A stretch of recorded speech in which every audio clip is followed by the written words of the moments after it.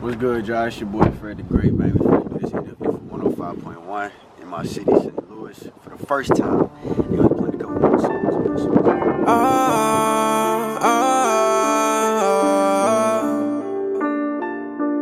Yeah. Wake up, it's the AM. How you fuck with me? You don't really know who I am, so how you got love for me? 1 minute you say you gon' slide, next minute you a dog to me. Moms, pops, nice to meet y'all. I'm sorry. I ain't mean to How keep you y'all fuck waiting. with How me? you doing, Mom? You don't really know who I am, so how you got love for me? 1 minute you say you gon' slide, next minute you a dog to me. Niggas start doing bitch shit, now everybody fuck with me. So I don't trust a thing. Something about you, I know what love is. Fuck all them old ways, I know she different. Don't deal with too much, that's why. Streets 105.1 D Smooth on your airways, voice of the streets. You know who I am, you know what I do. Make sure you follow me on Instagram at @the_D Smooth. That's 2 O's, 2 E's with a B in the middle. Look, man, I just played a new joint from one of St. Louis's hottest artists, man. That was FredTheGreat, About You. And today I got him in the studio, man. Little bro doing a lot of things in the city. And he really has a name buzzing for himself, so I had to bring him up here today. So, without further ado, I got FredTheGreat, man. Go ahead and introduce yourself to the people, man. Let them know who he is. What's poppin', man? It's your boy FredTheGreat, live in St. Louis, you know what I'm saying? Home of my city. You already know what it is, man.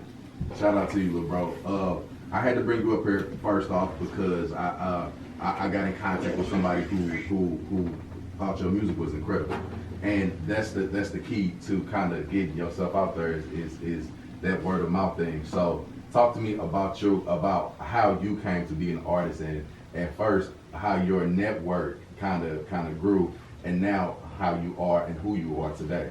Honestly, like starting off, I did music like a long time ago, probably when I was like 11 or 12, just messing around in my own studio. And he had one in the basement, and I made a song or whatever, and then after that it was just like strictly basketball. I was just focused on sports. I wasn't worried about anything else. And then, one day I'm just sitting in the car, me and my boys, we all, you know what I'm saying, we lit or whatever, and put on the beat, dudes just freestyling, you know, and they know every time I hear a beat, that's all I want to do. So they was like, man, you need to get back into music. So I kind of started taking it serious. 2017, I dropped my first song called Late Nights, and after that, it kind of created a little buzz because I was already doing rap little challenges on Facebook and Instagram and all that stuff, and it just kind of blew up. One of them hit 1 million views, and then after that, I didn't even give me no credit. That's the crazy part. So then I hit dude up like, hey bro, this already at 500K. I need to put my name on it. After that, I unprivated my Instagram. Next thing you know, everybody just start following me, start going, crazy, and I just kept going ever since. And then now, with me growing my following to where it is now, and then becoming verified on IG and everything, it brings a lot of attention. So I reached out to one of my boys, Famous Los. A lot of people know who he is if they in the sports community, and we chopped it up. And then he was like, "Hey, bro, you gotta come out here." So I ended up moving away and taking music more seriously. And when I say out here, I moved out to LA. I love St. Louis, you know what I'm saying? But sometimes when that calling come, you can't hesitate. Yeah, so, you definitely can. So I made a decision and I left. He gave me 4 days, packed my stuff in 4 days, and I was out. So Los told you come out there to LA, and you went out there. Yeah, and it's crazy. I've always been a fan of him, but once I got verified, I was like, I'm finna use it to my advantage. I hit him up like, hey yo, Los, I know you do the whole, sports thing, but I just want you to check out my music.